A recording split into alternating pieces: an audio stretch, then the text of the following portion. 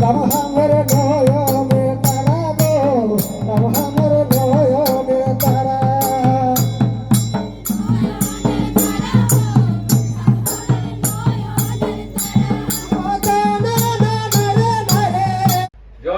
শুভক্ষণত আপোনাৰ সদৌতিকে মোৰ ফালৰ পৰা শুভেচ্ছা জ্ঞাপন কৰিছোঁ।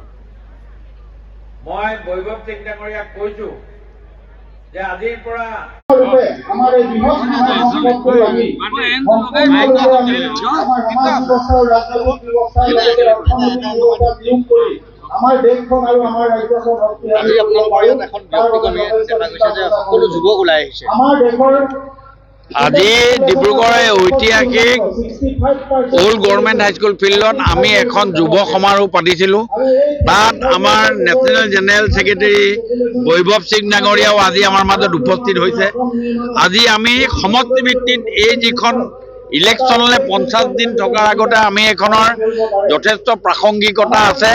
এই প্ৰাসংগিকতাৰ ফলত আজি আমি যুৱকসকলক আমি পণ নিয়াবলৈ চেষ্টা কৰিছোঁ, যাতে প্ৰত্যেকজন ইয়ালৈ অহা প্ৰায় 2800 যুৱক যুৱতী আমাৰ ইয়ালৈ আহিছে। প্ৰত্যেকে তেওঁলোকৰ সমষ্টিত গৈ তেওঁলোকৰ বুথত যিমানখিনি যুৱক যুৱতী আছে কমেও 100 যুৱক যুৱতীক তেওঁলোকে ভাৰতীয় জনতা পাৰ্টিৰ সপক্ষে ক'ব আৰু ভাৰতীয় জনতা পাৰ্টিলৈ আনি আগন্তুক বিধানসভা নিৰ্বাচনত ভোট দিয়াৰ কাৰণে যিটো আমাৰ পলিচি, সেই পলিচিটো এডপ্ট কৰাৰ কাৰণে ব্যৱস্থা কৰিছোঁ।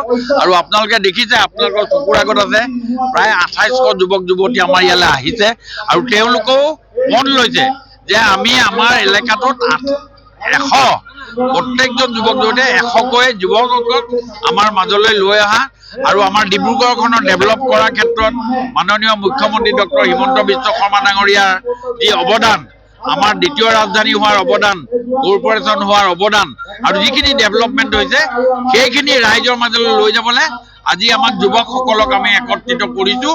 আৰু আমাৰ দিল্লীৰ পৰাও যুৱকসকল আহিছে আৰু আমাৰ যুৱকসকলক কৈছোঁ যে আপোনালোকে লাগি থাকক, অহা 31ত হয়তো আপোনালোকৰ যুৱকসকলৰ মাজৰ পৰাই কোনোবাই হয়তো বিধানসভালৈ টিকেট